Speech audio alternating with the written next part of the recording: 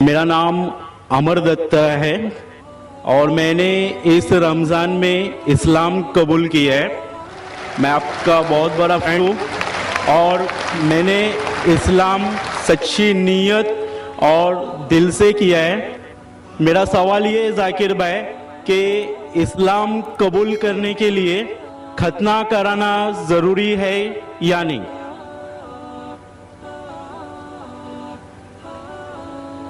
بھائی صاحب ماشاءاللہ اس رمضان میں اللہ نے ہدایت دی انہیں اور امن کا مذہب قبول فرمایا.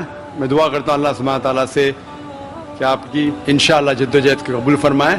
اس دنیا اور آخرت میں بھی انشاءاللہ آپ سفلتا پائیں گے. آپ کا سوال تھا کہ جب غیر مسلم بنتا ہے، اسلام قبول کرتا ہے، تو ختنہ کرنا ضروری ہے کہ نہیں؟ ختنہ کرنا جب ایک انسان مسلمان بنتا ہے تو فرض نہیں ہے لیکن سنت موقدہ ہے. فرض نہیں ہے لیکن سنت موقدہ ہے، یعنی بہت اہم سنت ہے. It is recommended. کیوں؟ کیونکہ کئی وجہ ہے. آپ شاید جانتے ہیں کہ سائنس ترقی کرنے کے بعد سائنس آج یہ کہتی ہے کہ جب ایک بچہ پیدا ہوتا ہے، پیدا ہونے کے بعد اگر اس کی ختنہ ہوتی ہے تو اسے بہت کم چانسز ہے carcinoma of the penis, cancer of the penis ہونے کے بہت کم چانسز ہے. اسی طریقے سے کئی بیماریاں ہیں جو ختنہ کرنے کے وجہ سے یہ بیماری اس لڑکے کو، اس آدمی کو ہو نہیں سکتی.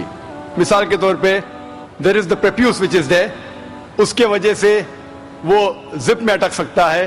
there can be problem with it.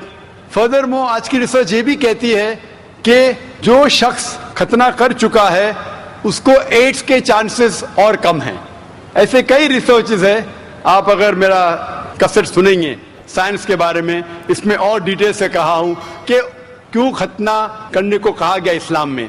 تو محمد صلی اللہ علیہ وسلم کی سنت ہے، ختنہ کرنا چاہے، بہت اہم سنت ہے. کرے تو بہت اچھا ہے لیکن اسلام میں فرض نہیں ہے. Hope the answers the question.